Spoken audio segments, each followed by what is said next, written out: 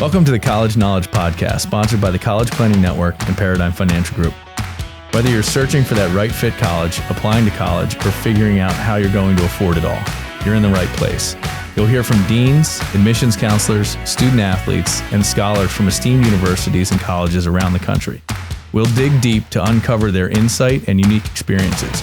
So whether you're a student gearing up for college or a parent with college-bound kids, sit back, relax, and listen. Like you, we have lots of questions. Our guests have the answers, and we're excited to share them with you. Let's get started.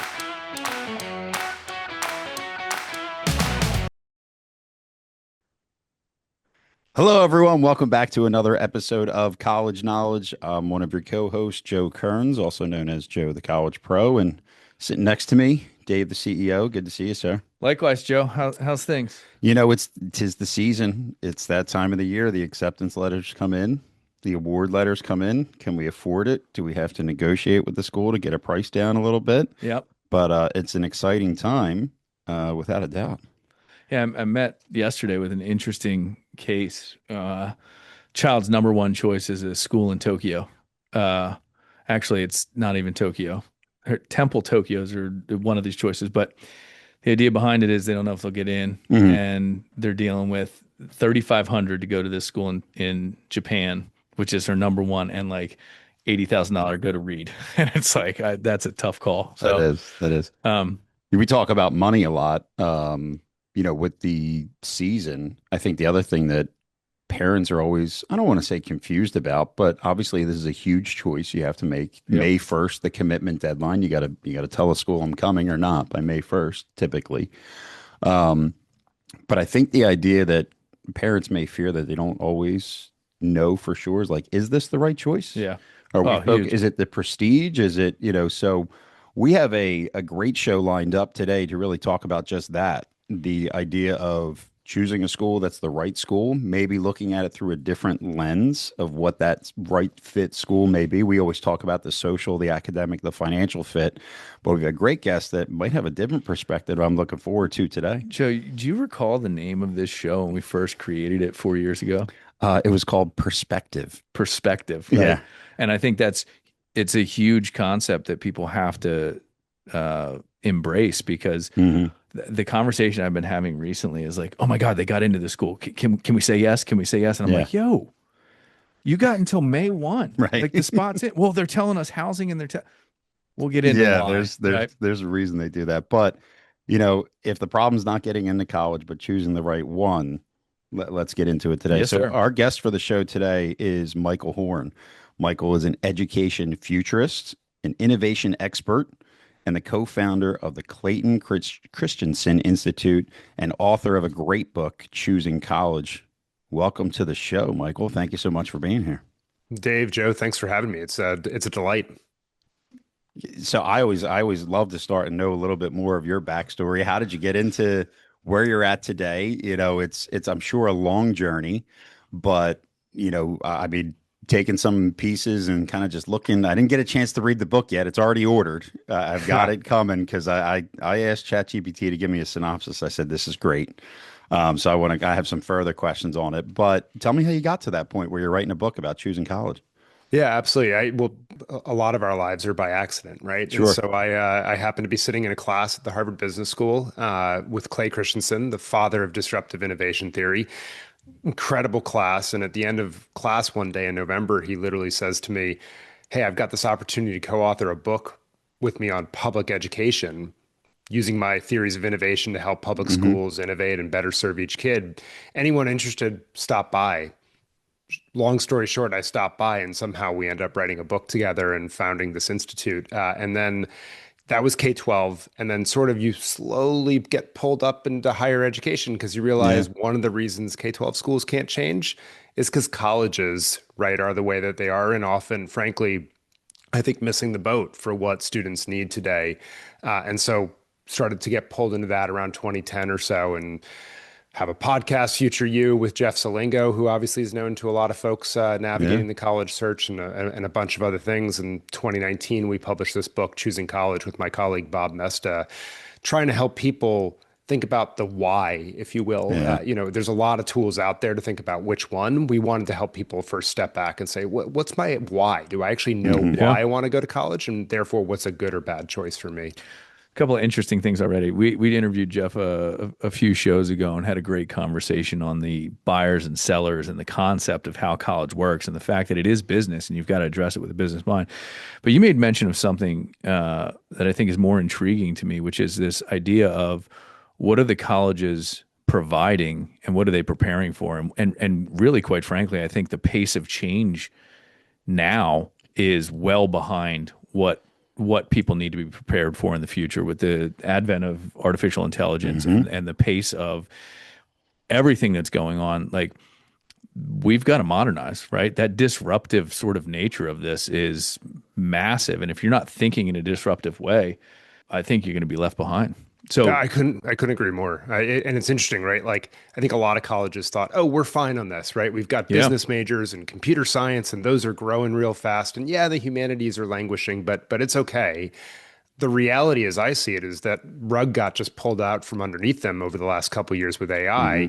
We know that CS majors are struggling to get jobs, and so all of a sudden that's going to further put a dent in their return on investment for students. And my own take on this is actually the humanities arguably are more important now and more relevant than they've ever been. But here's the catch, not as they've traditionally been taught. So, my history major to essentially learn how to be a history academic, not particularly useful for most students, but the questions I was grappling with as a history major applied to today's current moment, whether, international affairs or building products and services that won't send humanity down a rabbit hole or whatever it is. Like, I want those people developing things alongside of me with these AI tools, asking these big questions and thinking about perspective, ethics, philosophy, all these things, right? Start to get pulled in really relevant ways. But to your point, the way colleges deliver these, the way a major is constructed, it's pretty decoupled from these pretty fundamental questions. And I think most colleges and universities ought to be leaning heavily right now into a lot more real world experiences where you're doing real projects with real employers as part of that education. They're not structured for the most part to do that. yeah, and I think, I always go back. I went to Franklin and Marshall, liberal arts education. I had to do all of the critical thinking. I mean, I took a class that it was titled, and it was what they call a foundational class. It was called Why Do We Speak? And we spent 3 months investigating every scientific and physiological and philosophical reasons why we speak. And at the end of the day, the answer was because we can. We have the physical, genetic, and mental capacity to do so, and therefore communication and civilization requires it, right? The point that I extract from everything you said is the humanities, to me, and that sort of model of education requires critical thinking. And more so now than ever, we need less people that can just plug away, because I can plug away through Chat GPT or I can plug away through all these other things. I need people to think about what we're plugging away at and why we're doing it. So it goes right back to your point is why? Why are you going to college? Why are you picking that major? What are you thinking about as you're doing that? Yeah, 100%. And what we found in the research for choosing college, right, is that 40-50% of students, their why is because someone else told me to. And it turns out the data is pretty clear. That's a lousy reason to go to 4 years of college and spend a lot of money. And in fact, at least in our data set, 74% of the students that went for that set of reasons, they dropped out or transferred because the moment college got hard, and college is not all fun and games. It gets hard at certain points. They didn't have a deeper why for why they were there. And so they would drop out or transfer or sort of look for that exit, that off ramp, if you will. And our argument was you have to have a deeper sense of what you're going for. It doesn't mean you know your full step of life. Like, Right. I'm evidence of that. Our lives are winding and so forth. Sure. But you got to have a deeper sense of, is this the right next step for me? And am I genuinely excited about it? The show that got cut off because of internet issues. We were interviewing, I forget the gentleman's name, but he was dropping knowledge on the statistics behind the worst investment you can possibly make is to pay anything for college if you're going to drop out or not finish. It is legitimately the number. If you go down this pathway, see it through. The evidence is clear that the college educated has a larger lifetime earning capacity. the evidence is also abundantly clear that if you go and do not finish, it is a giant waste of money because you don't get that one thing that is still coveted to this day, which I don't necessarily agree with it, but as an employer, I hire and I ask the question, do you have a bachelor's degree? Mm-hmm. Like, so it's still that gate that exists, right? Yeah. Have you guys investigated any of that dropout or the transfer rate and the success rate? I mean, average graduation rates are insane right now. Yeah, well, you're asking the exact right question. I couldn't agree more with literally everything you just said there, which is, and I think people are shocked. Like 38% of students do not graduate from college within 6 years. So That's four-year college, 38% astronomical. not right. It's a huge number. Some 39 to 40 million adults have some college but no degree, and you're 100% right. That is the worst of all worlds because invariably you have debt. You don't get that credential that gives you that earnings bump. And frankly, like the credential is the thing. And to your point, I have questions about that as well. But what it does signal to an employer is you have persistence. Like you Yep. can work through tough things and stick with something. And I that is valuable, right? Like we shouldn't No doubt. undermine that. And so it's a strong signal. It gives you access to social connections. 85% of jobs are filled by your network, and so Mm-hmm. that's really valuable from college. But if you don't graduate, you don't get to put that on your LinkedIn profile. You don't get Yeah. to put those things, and you tend not to get the value. So to your point, the earnings bump, at least in the statistics, looks like it's a little bit over a high school grad if you go Hmm. some college but no degree. But then you have all that downside, all those Correct. payments you've got to be making, and that's where net it's a losing proposition. And a lot of the parents, I'm sure you guys have the same experience. A lot of the parents I talk to, they're shocked that it's like almost 4 in 10 students going to college and not graduating in essence. That's an Yeah. astronomical number.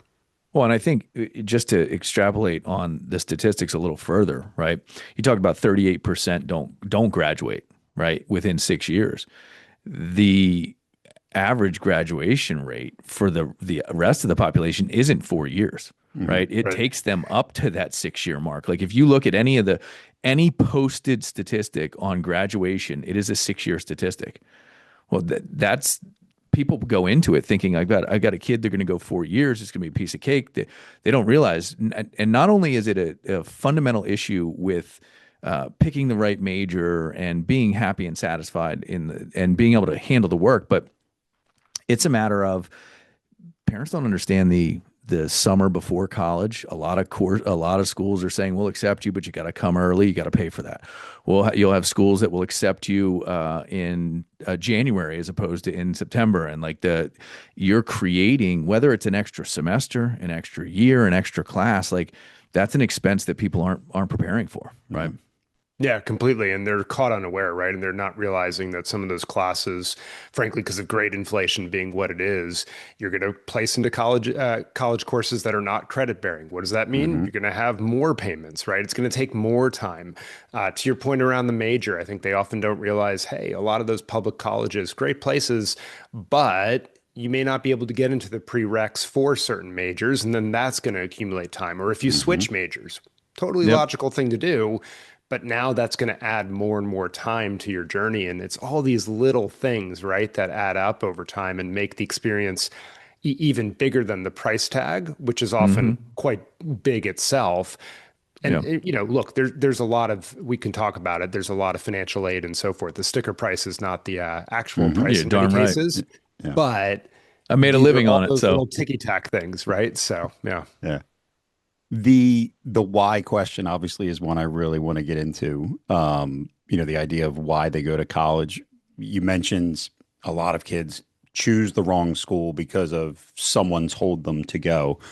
What are some of the other big mistakes that you see that parents need to know about that they maybe don't have at the top of their mind when they're thinking, is this the school or not, or even for students for that standpoint? Yeah, I'll tell you two others. So I will say the help me do what's expected of me, like I'm doing it for someone else. That is Yeah. the biggest. Okay. mhm. But the second biggest we see is students who are running away from something. So Mm. we call it help me get away. They are running away from their hometown, their household, their current set of friends, whatever it is. they need to get away. That was me. Like getting away is critical. You raised your head there, That was right? me. Like getting away is critical. You do need to go somewhere, but are you really willing to make a 4-year commitment at that point? Totally unclear, right? And so you think about what are shorter programs I could do? What's a gap year? Things of that nature. And then the third big mistake that we see are students who are, and this is a lot of the stereotypical Hollywood, if you will, students. I'm going in to get into my best school. Well, the moment I've gotten in, I've fulfilled that set of reasons. I have no idea what I'm going to do now, right? I'm just box checking in essence, which is fine. I think the challenge is that's the one that falls back on rankings a lot of times. Yeah. And Yeah. rankings aren't necessarily in accord with what really excites you and drives your energy and things of that nature. Now, I'll just say something counterintuitive here. I think we kind of messed this up in choosing college. I wish I had a redo on it.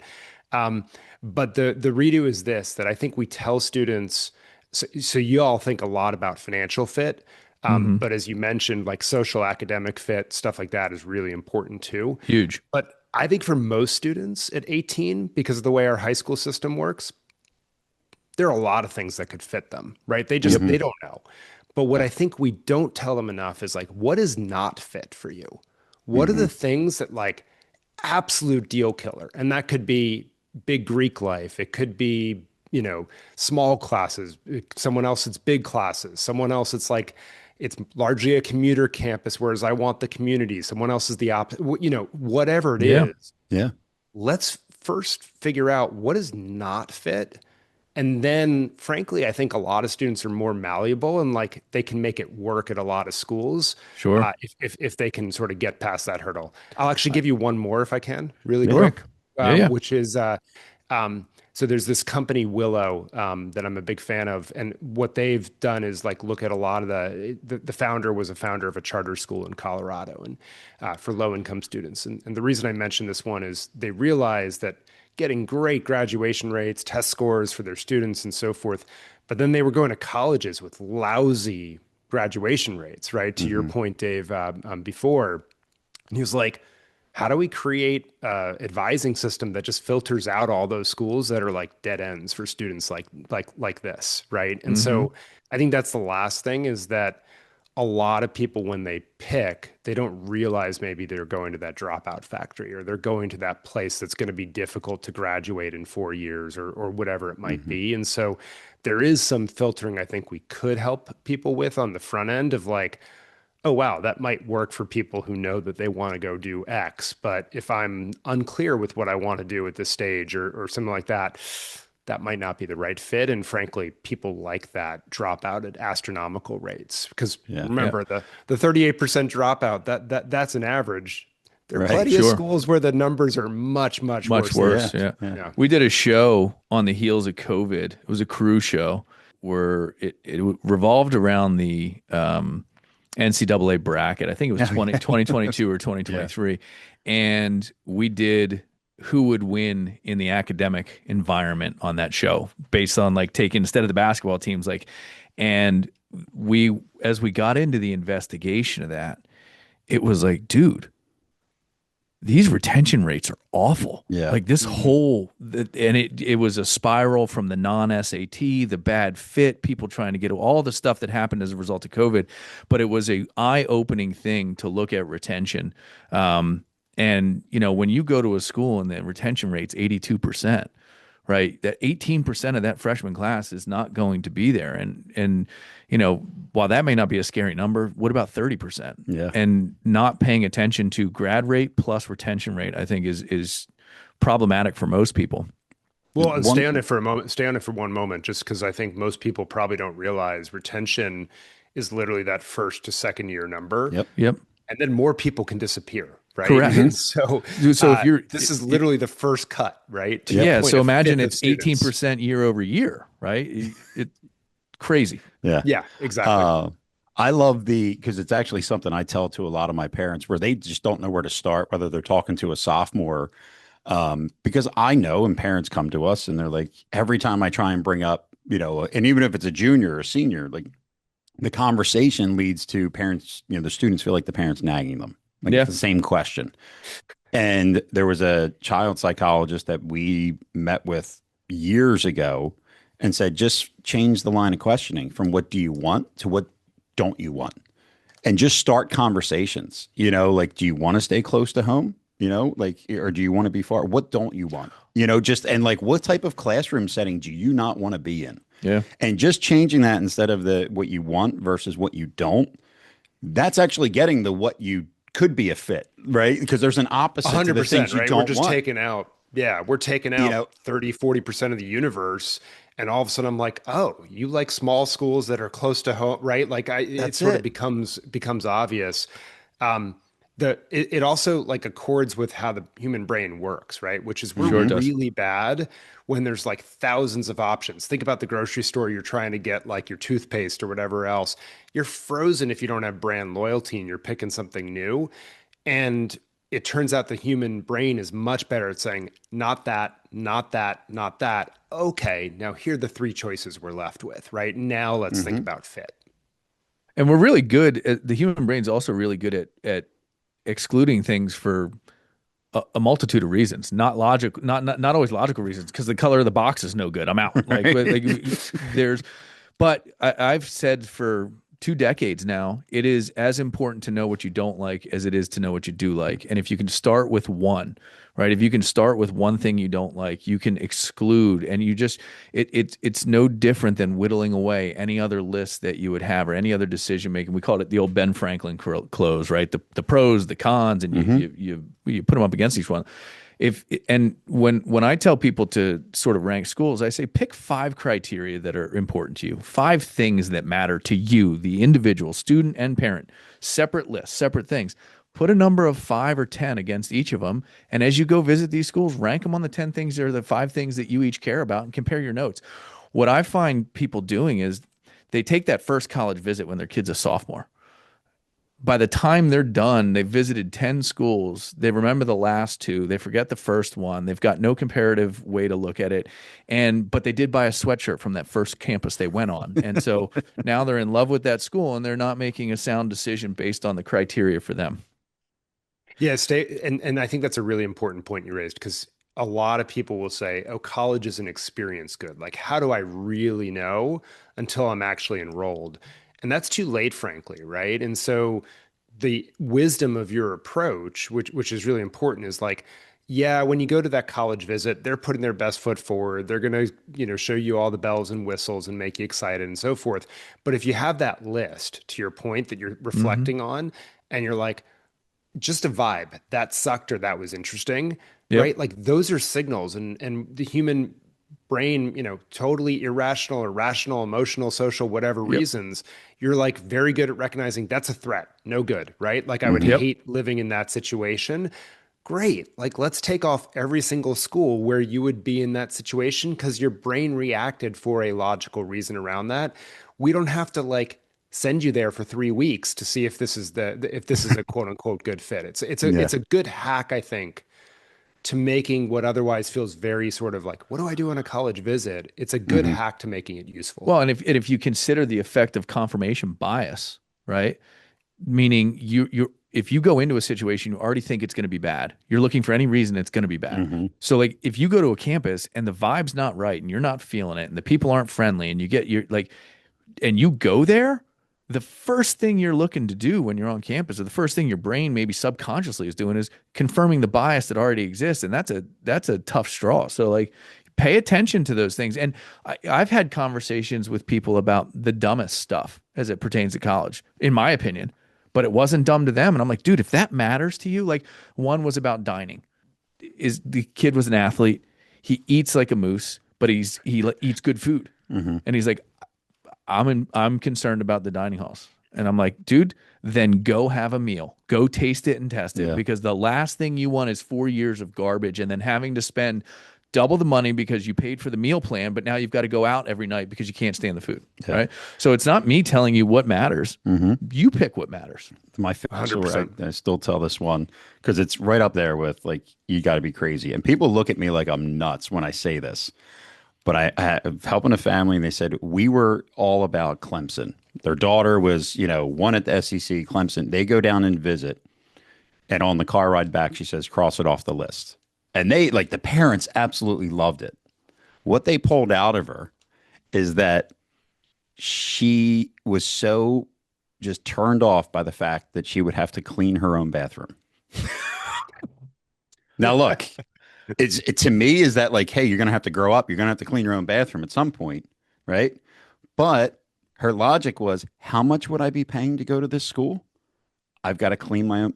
I'll go somewhere where if I'm going to spend that money, and I'm like, Mom, Dad, I know it sounds crazy, but if she didn't do that visit, if she didn't know that that was important to her, and she went there and she's there for 2 weeks, and all of a sudden she realized, and now she's miserable. Like, guess what? You're probably just wasted a year of money, Yeah. time, effort, like, because you're probably going to be transferring. So, may not be something that's important to us, but man, I was like, that is a story I'm going to be telling for a long time because it's avoiding a mistake. Like, it's just having the right conversations, having that open dialogue. And again, it's crazy. It's what you want as a student that you have to make sure that you are comfortable with. And again, college is not cheap. Make sure you're finding those good fits. I want to ask you something, Michael, about I've confronted a lot of immature decision making around college, right? And I don't know how to justify. I don't know how to explain it to people, but like this is a mature decision, right? This is a decision that in many circles we would talk about it later in life as a critical decision, right? And so critical decision making is a difficult thing to ascertain when you are an underdeveloped mind. You don't have the guardrails. You've not experienced critical decisions in the moment.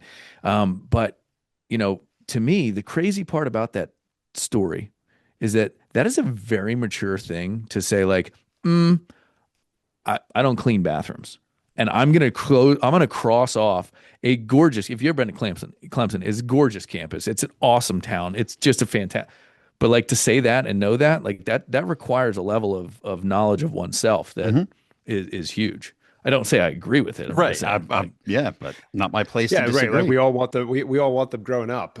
But right, these signals matter, I think, and it could be the stupidest thing in the world, but if it's going to be the worst thing in the world for you, you're Yeah. not getting through 4 years of that, right? And to your point, this is one of the reasons I think, actually, frankly, just many more students ought to be taking a gap year before they make that commitment. And by gap year, that doesn't just mean like backpacking around Europe. I mean, get a job, take some classes, do some Yeah. service project, travel around, like some mix of things, right? Just so you build some intrinsic motivation for like, what do I want? Some awareness of that real world. And you can balance maybe some of those things where you'd say like, oh, okay, actually cleaning the toilets isn't going to be the worst thing I can imagine. Mhm. Yeah. I have a deeper sense that, based on this 90-day internship thing I did, that this is actually important to me. And so therefore this, right? And like, I think these are just ways you can sharpen that muscle just a little bit more, to help them make a better decision for them because it teaches them about themselves. And, Yeah.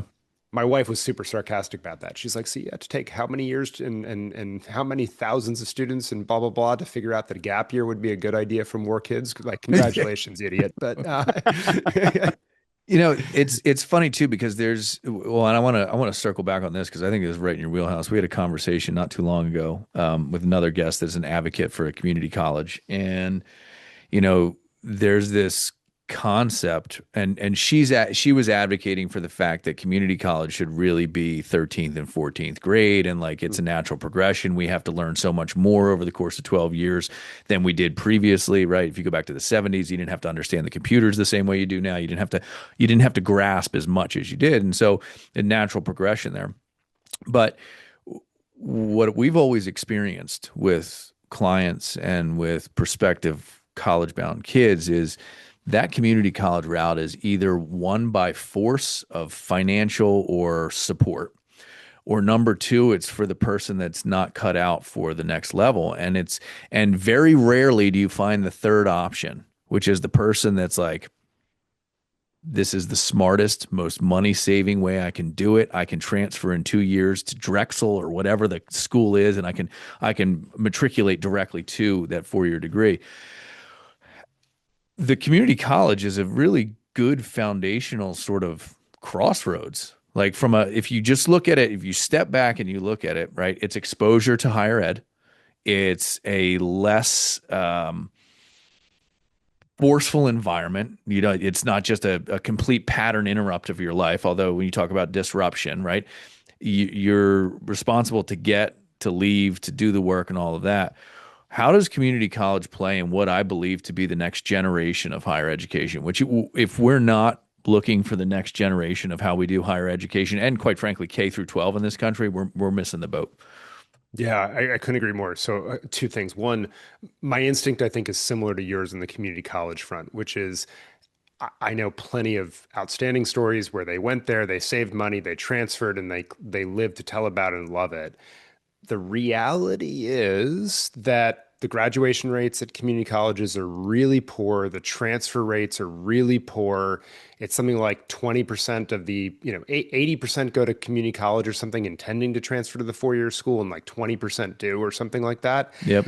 These are not good statistics. And in my judgment, it's just community colleges are like there to do lots of different things for lots of different people, and they don't optimize well in any one of them. So community college is there to enrich the community. It's there for academic transfer, and it's there for preparing for workforce. Each one of those undercuts, frankly, the other mission. And so I just don't think they're a super well optimized route a lot of times. Yeah. But to your point, I think there are some community colleges, there are some new schools. You take a look at some of the more and more 18, 24-year-olds are going to online schools, right? Like there's different versions, coding boot camps, one-year programs, Merit America, right? Like Marcy Lab School. There's all these new versions of higher ed that are emerging that I hope will significantly lower the cost, lower the risk, and create more successful pathways, if you will, without those percentages that I just named.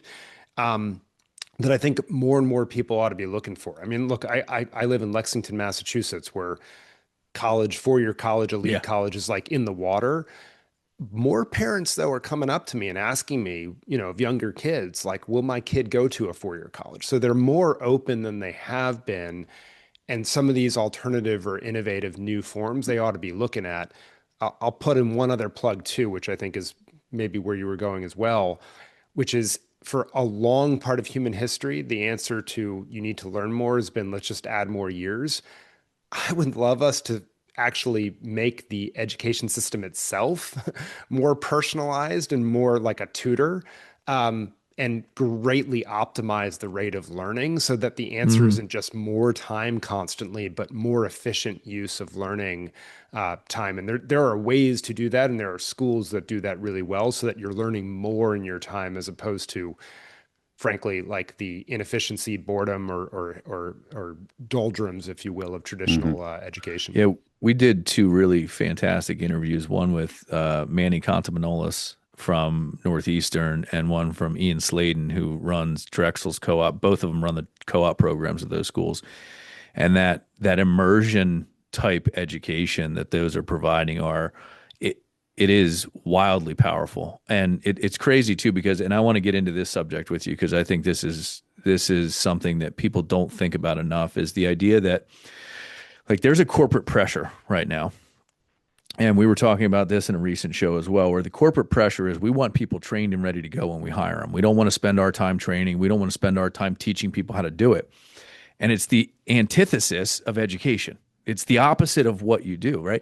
And here's the crazy irony. You can't get the job if you don't have experience, but you can't get experience because no one's trained you how to do it. So you graduate with a degree.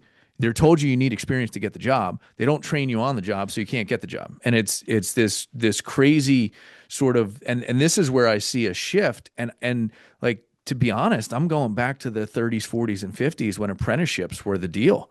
And like, I'm learning on the job from the guy whose job I'm going to take, and the guy whose job I'm going to take is going to teach me because he wants the job above him, which also has a massive sort of implication, because our workforce is not retiring the same way they were in the past. They are staying longer in the workforce. Those jobs are gobbled up by experienced people that are not moving on because again, we're going to get back to the finance of it, because pensions no longer exist. There is no incentive to get someone out, right? And in 1978, the advent of the 401k now put the responsibility on someone's retirement on themselves. The company was alleviated the burden of responsibility of money for the long haul. People are deciding that they don't have enough money, so they just stay in their job longer. We don't get the upward matriculation from the people that are working. We don't get the education from the young people, because the colleges don't teach us how to do the job. They teach us how to think about things and stuff like that. And so we have this snowball effect. Yeah. And all I'm saying is, every time I hear about a co-op, I'm more intrigued by that model. I'm more intrigued by that. Take 6 months to learn, take 6 months in the job. Take 6 months to learn, 6 months in the job. You graduate with skills on the soft skills of networking, of being in corporate America, of showing up on time, of putting the work in, of taking it home when it's not done. Like, 9 to 5 is not a thing anymore, especially as COVID has come in. Like 9 to 5 became work from home. We're now, I can do this show no matter where. I could be on a boat with a solar power and I could do this show, right? Yeah. With what is Elon Musk's link? Starlink. Starlink. Right? You use Starlink and let's go. So I ranted. I don't know that I asked a question, but well, let me rant with you. How about I rant with you? Yeah, you were singing my tune. I think, we were talking very quickly, reinvention of high school. Middle and high school, they ought to have way more real world experiences embedded as part of the schooling, right? You ought to be doing real projects with employers, not so that you know exactly what you want to do, but to gain all those skills, to gain a sense of what you hate doing, to gain a sense of what you're gravitating toward, et cetera, et cetera. So that needs to be rethought. But I think college is same thing, right? Co-ops, projects embedded into courses with, actual employers, internships, externships, apprenticeship degrees. Reach University, right, for teaching or healthcare jobs, now actually makes the work component count for credit toward your degree. So you're getting paid, you're not paying, and you're getting real credit toward your degree. Like, these are all things we ought to be doing more of. And there's a reason. I think Northeastern is, one of the hottest colleges in the world at the moment, is because that co-op program really shines. They have a global presence. Yes, there's some gaming on the numbers to make the selectivity more, always selective than Princeton. But let's go back to that deal. Right. Yeah. It's a big deal because you're graduating with real world experience. And to your point, entry level jobs for years now, they've said, 2 years experience required for this first year job. That's getting more, pronounced as AI, frankly, is employers are basically like, look, I'm still going to hire entry level people, but I want them performing at third, fourth year, talent, right, on the job. How are you going to get that? You got to get it through your education. That requires real world experiences. Now, I can hear all the academics say, well, that's not the point, et cetera, et cetera. I just, but isn't it? I think the argument I now would is disagree with them. Right now, I isn't would it? disagree. Yeah, I would say right now it is. And I would argue it always has been, in the sense of, let me go back to that history major thing, right? What is a history major really being trained to do? They're being trained to go on and get a PhD and become a faculty member for history. That is vocational. It's academic, but it's vocational. And so we've got to meet the moment in the market where it is. And by the way, you can use all those humanities and liberal arts that we were talking about to ask really important questions in the context of those projects and get you to be a much deeper thinker, to think about the humanity, like the very interesting ethical questions as you're designing AI systems or whatever else. But you got to do it with real clarity, I think, toward the end goal. That reminds me, we did an interview. God, I gotta get better at the names of remembering all these. But it was the director of the entrepreneurship program at Babson, which is internationally known as one of the best in the world for entrepreneurships. They are actually given money. They are given a project, or they are given an opportunity to start a business. Like and they're funded and they rock and roll. And like, God, if you want to be an entrepreneur, like I had to take the school of hard knocks. I had to go to a bank. I had to borrow the money. I had to figure out what the loans and the rates and the money I needed to earn and the daily workload and all that. But like, man, talk about active participation in what you expect to do with your life from an entrepreneurial standpoint. If in college you are forced to start a business, come up with the idea, start a business, build the marketing plan, do all that stuff that is necessary. And it is certainly what is missing. And I don't know that you and I are going to fix it, but certainly I'm going to speak as loudly as I can from the pulpit I have to influence it. Well, and good, right? Because like the only way you learn to be an entrepreneur ultimately is to do the work of being an entrepreneur, 100%. starting something. But how cool is it to have a team of mentors and faculty members that have advised however many other startups that can give you pointers, connections, right? Help you with product market fit, bring on a temporary CTO that can do something, Yeah. whatever it is, right? That's huge. And I'll say also the rate of change in the workplace is so fast right now. This is the other big thing that I think has changed is because that rate of change is so quick. Like in the old days, you could codify it in curriculum, throw it over the, Yep. wall to college, and like it was good enough, right? And employers were like, yeah, they're basically graduating with the skills. That's not true anymore. Like the 5 C's and the 4 P's in marketing, like Yeah. that's Yeah. not how marketers do any of the work anymore. Like Mhm. you're sitting there with HubSpot or whatever your platform real time doing this stuff. You got to get into the trenches with the real work itself to keep up. And I'll this tell is an you, interdependent problem, right? This isn't something you can codify curriculum, go teach it. It's got to be immersive at this stage. Mhm. I retain as a company and an employer, I have a HubSpot platform, I have a Salesforce instance, I have integrations beyond integrations. It, to be in business for yourself, like, and I've had to learn all this as I'm acquiring these technologies. I'm having to teach it. I'm having to go through and sit through more classes and all that. Like, that's real world stuff. And you mentioned the 4 P's of marketing. God, I could smack my professor for the 4 P's of marketing because guess what? That doesn't exist. I mean, it still exists. The core concept exists, but the deployment of that now, it's it's out of sorts. I mean, think about everybody listening. If you were going to get into business, where's the first place you would advertise?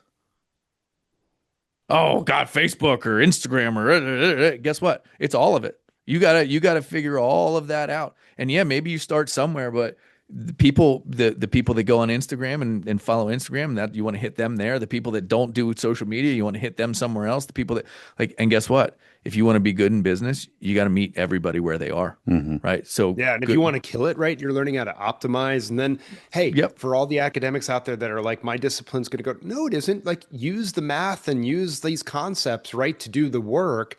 It actually Correct. creates more of an excitement, I would argue, for the students to learn the underlying knowledge and skills because now they Without see the question. direct relevance. Yep. Yeah.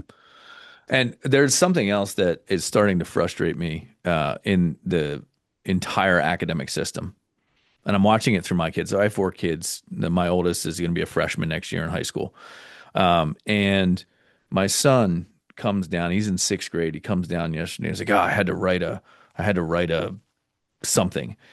He didn't write a thing. He typed a thing, right? And everybody has a Chromebook, and they're locked in, and like the overwhelming evidence of saturation or ability to absorb information through using your hand and your brain to write something, no one will argue that you Mhm. learn more when you write down the notes. And when you do that, there are professors in college right now that are saying no laptops in the classroom, bring a Yeah. notepad, write. I say no laptops in my class. Yeah. Yeah, it's mind-boggling that now, and I can rant on this one longer, but now in the ages where they're learning handwriting and they're learning legibility and they're learning all that stuff, we're ripping the pens and pencils out of their hands and we're not letting them connect the brain to the pen to the hand, and we're eliminating the future capability of doing that well, right? And then I don't know how many studies have to be done on the implications of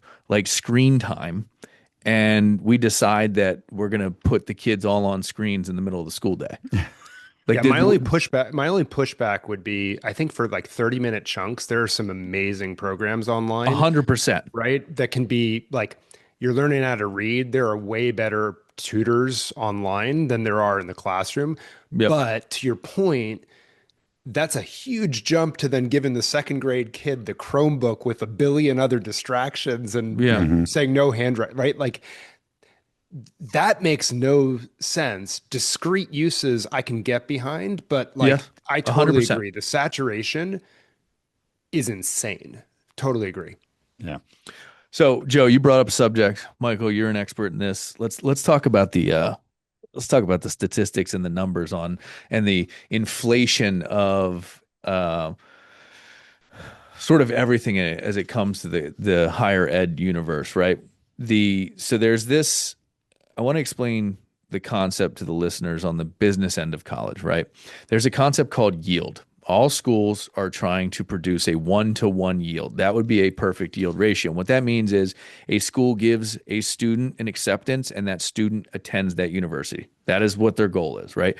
They don't want to have to accept 1,000 people to fill 200 spots, right? They want to be 200 for 200.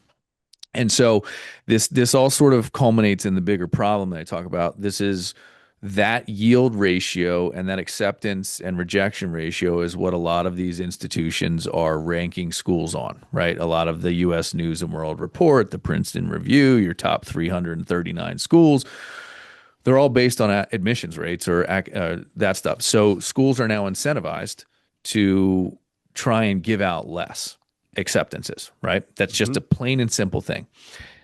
And people tell me, they were like, oh, they said they don't care about demonstrated interest. They don't care about any of that stuff. And I tell everybody it's hogwash. Like if they send it, click on it. If you actually take the school seriously, and this all stemmed from I had a student who, for all intents and purposes, should have gotten to every school in the country. He got rejected by like 95%. And there was because they were safety schools and they were all this. And as soon as a school knows they're a safety school, you're out. They don't. That's not what they want Yeah, to they're be not to going to you. waste. They're not going to waste one of their slots on you. Yeah. And that's the point I want you to sort of. So give me your take on the statistics and the rankings and how all that sort of has come to be, and then parlay it to the yield rates and all of that. What schools are trying to do. Yeah, well, just, stay with where you were going, right? Which is that colleges, they never want to use the phrase business to describe what they are doing, but fundamentally they are businesses. They have to bring in certain amounts of revenue to justify the expenses, like it goes around, right? I get that Yep. there's another mission, but they are businesses. So they are trying to optimize the receipt of individuals who are paying and the dollars that are going to come in to make the whole enterprise work. One way you do that is by looking attractive. Okay, so how do you look attractive? They know that parents are looking at those rankings lists and so forth. Yep. What are the rankings lists ranking on? They're not actually often ranking on the return on investment or placement into jobs, things of that nature that we're talking about here. They're instead looking at what I would say are the inputs of the front end of the system because it's the easiest thing to measure and observe historically. And so they're looking at what's the average SAT score. They're looking at what's the percentage of students admitted. They're looking at the yield rate, to your point.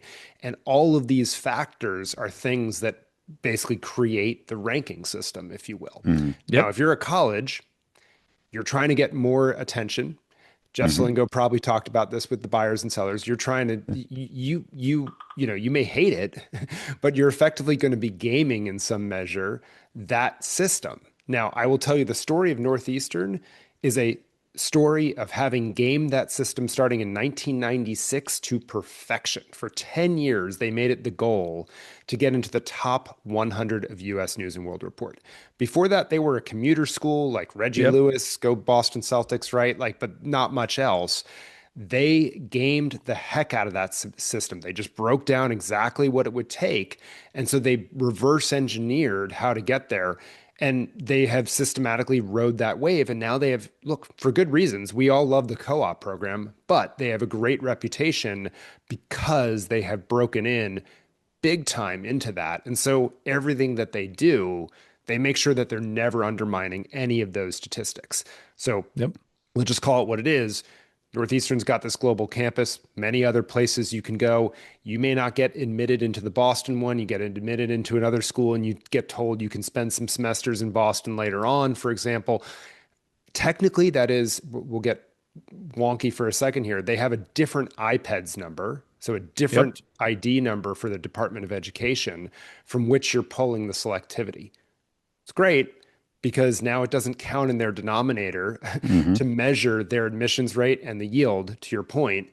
None of that stuff, like I'm not flowing if I get admitted into Northeastern Seattle or whatever, or Northeastern San Francisco through Mills, right? Like I'm not counting in the denominator anymore. And so all of a sudden, they're able to effectively game that rate just to preserve that number. Now, again, some of that might not be bad. Like I want more students going through a co-op program like Northeastern. I don't Sure. really care Yeah, where yeah. they go. But to your point, people ought to be eyes wide open that they're playing a game. You got to play a game as a consumer. And I think that's my other argument, big argument in choosing colleges. You are the consumer at the end of the day. Hmm. Act like one. And to your point Yeah, of, oh, I got to make a commitment. And you're like, the deadline's May 1. You would bargain in any other, like you're buying a house, right? Which is correct. this is sort of the equivalent to you would bargain and you would figure out, do I waive this inspection? Can I get this back? You would do all those things, right? Yeah. Like, Preach. so yeah, Yeah. and because they're doing it, I think is the message, right? Well, like Yeah. before you go on to Yeah. different subject, Vanderbilt is crushing the game. They've been crushing. Vanderbilt was not where they are today 20 years ago. They were not at the top of the top. Like it was not a thing. The good school, never, but they learned it. Drexel's right there with Northeastern doing it. They're playing the business end of school and doing the co-ops and all that. So like it's out there. And I agree with you. It's not all bad, Hmm. right? It's not all bad to do that, to bolster your reputation. We all try and do it in business.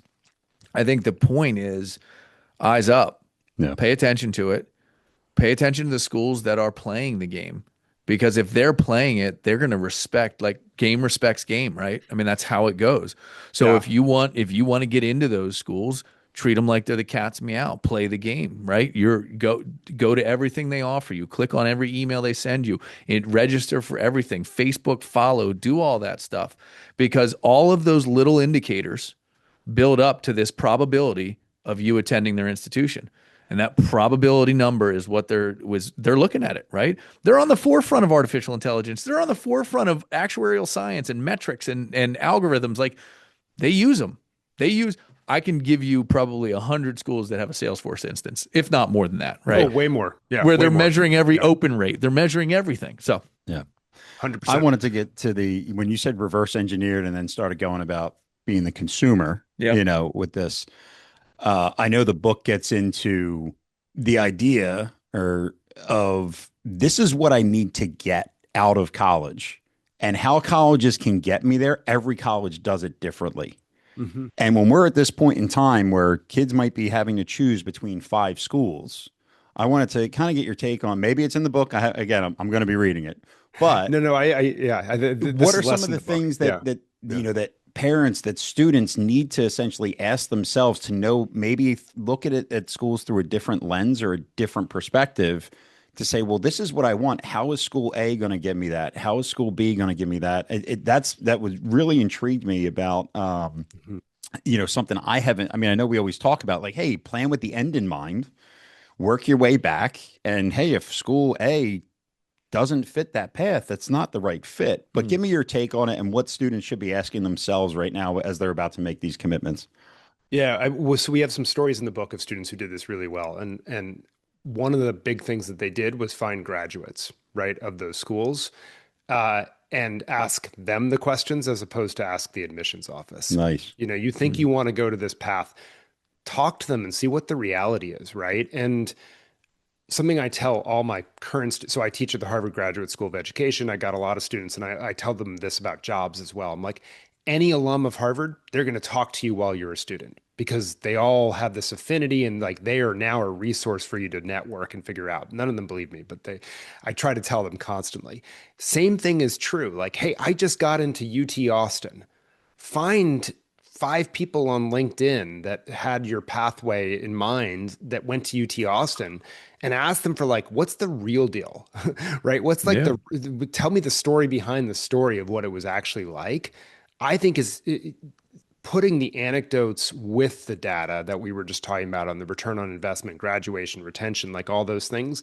That's what's really going to make the picture, right? And say like, does this, like, can I carve out my path at this school? That's the other piece I think we don't often talk about is schools, I would argue for wrong, but they are what they are a lot of one size fits all. Like they got a lot of pathways for a lot of students. It's very hard to differentiate as an individual or that consumer right now in that mindset.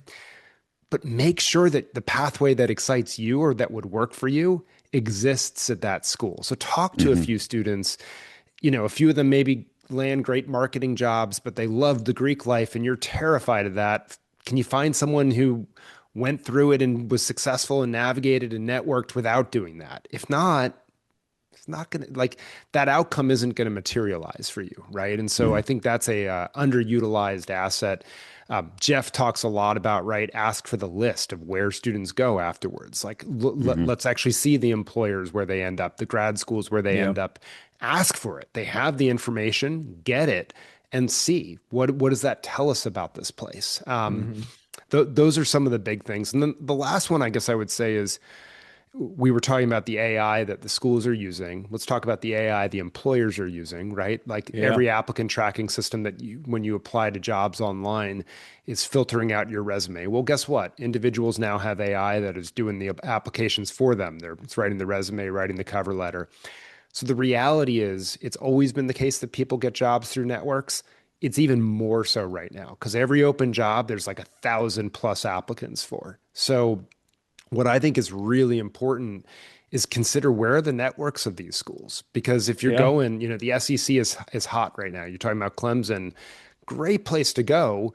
Do you want to be based in the South afterwards? Like, that's a question, because most of the alums, most of the jobs are probably going to be there because the world, we love to talk about how it's global and national, but labor markets are still regional. Yeah, they are. Networks of alumni tend to be regional. And so that's not a good or bad thing. It's just an is. And so be realistic about what that means. Yeah. Well, it's funny too, because we talk a lot. So we're in the outside of Philadelphia. We're in the Philadelphia suburbs. Great area. I love it. Born and raised here. Right. But I get people that are getting recruited. They're actually getting recruited because there's money on the table for academics for Alabama, for schools down, and they want to know why. And I say, well,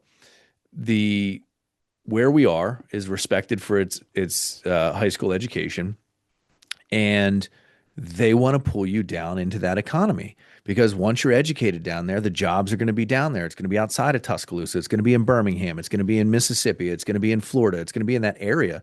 And so if they get people from the Northeast down there, they stay down there, right? So it's no different than any other sort of economic development environment where if you wanted to recruit really good people, go find the honey hole that you can bring people from, offer them a little money and make it worth their while to go to those schools, right? So I think that's 100%. You just got to know. I mean, like, that's the state workforce game, right? Like, if you don't think states are competing against each other, welcome to reality. Yeah, fact. Yeah. My last little story, I just have to touch on. I think it was from an interview, but we were talking about that pathway, knowing if it's right or not. And great story was student wanted to be a sports broadcaster. And I think they were at a smaller school in like South Carolina, and was thinking of transferring to Syracuse, like the mother of all sport, like that's where you go. And luckily this guy had a great mentor and said, look, if you transfer, yes, are they known for that? Sure. But now how many people are you competing to get airtime? You already have the job here. You're calling the sports, like you are the broadcaster for the college. And he wrote, it's not always the rankings. It's the pathway that mattered. And then he was on ESPN and was the announcer for Division I soccer championship. It's awesome. Like, so, I mean, it's, know your pathway, think about things that aren't necessarily that ranking. Like, oh, it's the best. Yeah, but I'm now competing with the best for a potential one spot. Like you have to ask some of those questions. Sometimes. Well, and that's the last thing. I mean, that big fish in the small pond as opposed to small fish in big pond, that's a big deal, because what you really want is reps, experience, connections. Reps. That's what you leave school with. That's it. All right. I know you've been very generous with your time. We appreciate it very much. I don't want to drag us on. It's been fun, though. We've been having fun. Great. I agree. I could do it for hours. Fantastic insight. I appreciate everything. Give our listeners what the book is called, where they can go to learn more about this stuff from your perspective.